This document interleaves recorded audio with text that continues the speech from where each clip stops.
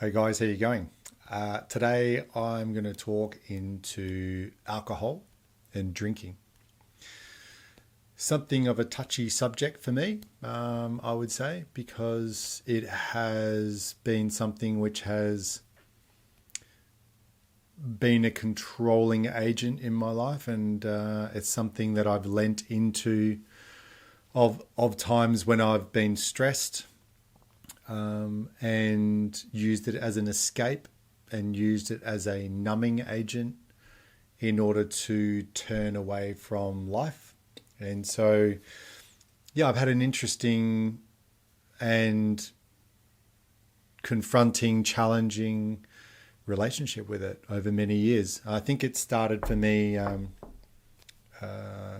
I was young. I started drinking when I was, like just socially. I was from Adelaide, and we had quite a big drinking culture here with footy, and that kind of stereotype of, so 16, 17 years old, I was already, sort of, having fun with alcohol. So I think that there's, a couple of different relationships with things like alcohol that, one was for fun. It felt fun. It felt at the time when I was young, it was kind of like a naughty thing to do, and also, letting go and like really losing your inhibitions, and and as a young adult, teen, those sort of things, like really exploring, and certainly binge drinking there for a time where you're young and you go crazy, and there's an exploratory kind of experience of it. Then there was the attachment to it being a social lubricant, and also for like as a happy drug kind of thing. And then there was also the leaning into it from things are stressful, I need a drink, or I need a beer, or I need something, or I need this, in order, I don't know, so I can turn off. And that's what I used to do. And in that way, my relationship with alcohol is that I know I could actually, well, unconsciously it would happen, but I would go have a bad day or have a stressful day, or things weren't going the way I wanted to. I was unhappy. And I would go to the fridge straight away, and I would open up a beer. Psh, and as soon as I heard that psh noise, it was like, oh, great. I can numb myself now.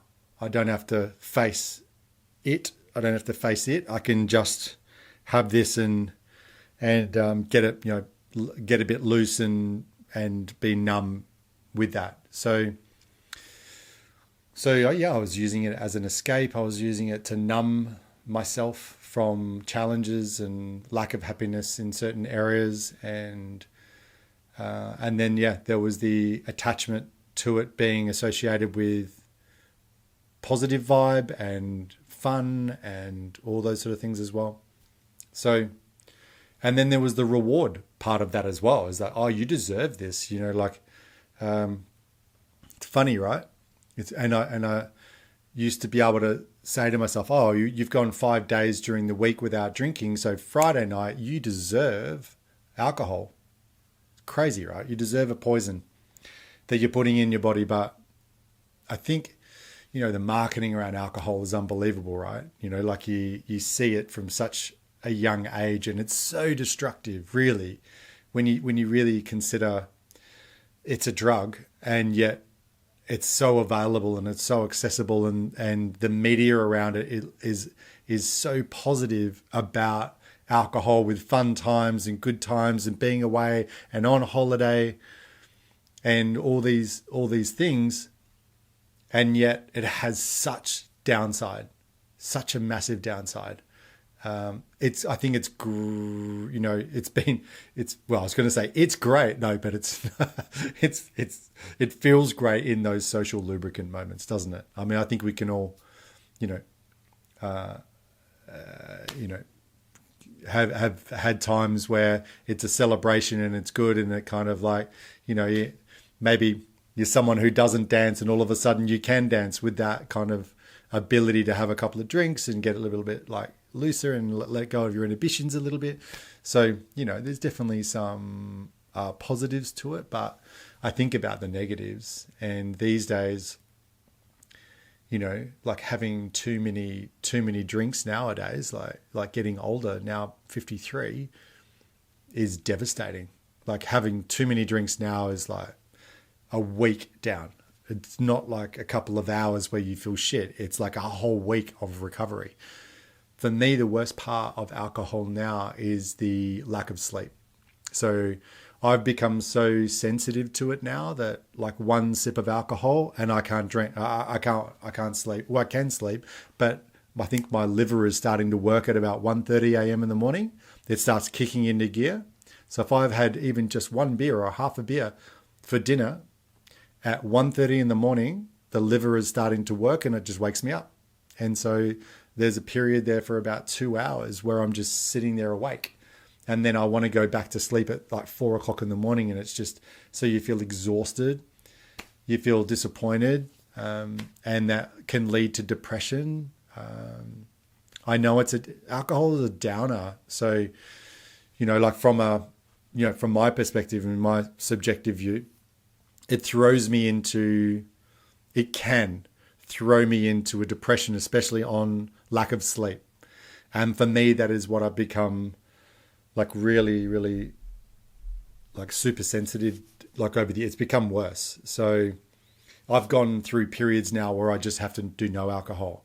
And sometimes it's easier for me to just restrain myself from just doing alcohol at all. And I know a lot of people say, well, why don't you just like not do it through the week and just have it on special occasions?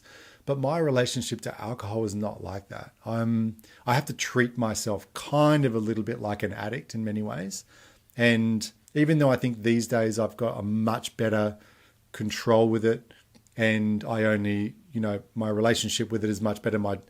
My tolerance around it and my ability to stop and put it away and just have one glass is much better now than it ever was. But it doesn't take away, the damage that it does. It does, it definitely does damage. I think that we've been sold such a positive story around alcohol, about the benefits of it, or not even the benefits, but just the happy vibe on it, and that it's seen as a reward and as a party thing, and it's an exciting thing, and it's a good thing. The marketing on it is so good that, and we could just walk into any store, right? Just walk into any store. It's so available, so accessible. I think about comparing, other drugs, which are more natural, like marijuana, and look at the side effects of that and then weigh them up, like just in my head. And like, I think marijuana has a lot less downside than what alcohol is, but the law against it is completely, it's against it. So kind of wonder why that is. It's a natural herb. It's a natural drug. It grows from the ground. And, it gives a high and it gives happy. People laugh on it. There's no two ways about it. It also has downside. It's addictive. I'm absolutely sure that, that there is, some isolating and depression that sits on the other side of marijuana equally. But I tell you what, you put 100 people in a room with marijuana, and you put 100 people in a room with alcohol, that guarantee you there'll be fights in that room. There'll be absolutely people punching on. So it brings out something which is quite negative.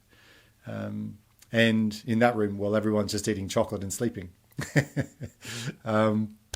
But yeah, back onto relationship with alcohol. So the reason why I'm bringing it to the table is, and I could go through quite a story of my own journey with it, which I will do at another time. But this is really just talking into, what's your relationship with alcohol? It is a Are you unconscious with it? Are you numbing yourself? Are you using it as an escape from life?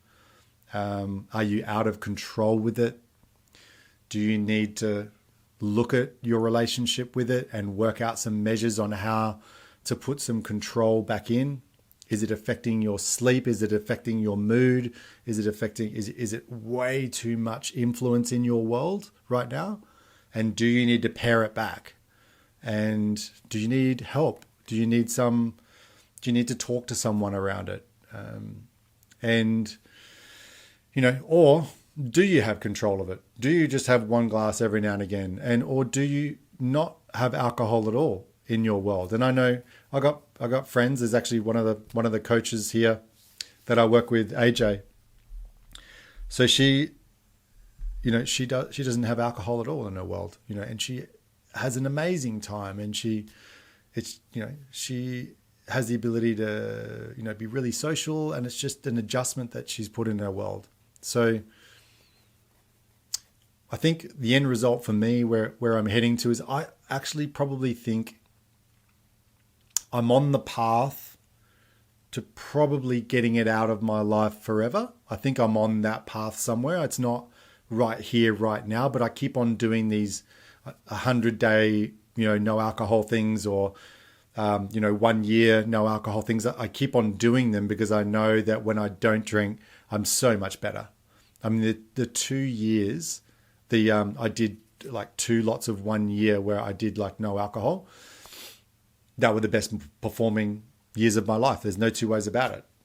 Hands down, it's the most growth, the most performance I've ever, the best I've ever felt was when I just didn't abstain completely. So there's something to be said, obviously, right? So I think I'm on the pathway to go to like complete abstinence. I think that's what feels right. But is it right now? I'm not sure it's right now. I keep on doing like I said, I keep on doing these longer and longer sort of things away from it. And it is, for me personally, it's easier to just abstain. Just easier to not even look at it. I make my social arrangements in the morning, and I have brunch rather than, like parties at night. And for me, I find that hard. I find it hard going to parties at night if I'm abstaining from alcohol. I end up just saying hi to everyone, having, like one no alcohol drink and then leaving. So I haven't found my way yet to enjoy parties for long periods of time without it. It's part of the journey, I guess. So, anyway, feel free to put down what your journey is if you feel called to do so. And maybe what you need to do. Is it something that you need to be more conscious of? Is it something that you need to get some help on? Or let me know. Let me know what you think. Let me know what you're thinking. All right. See you guys. Bye.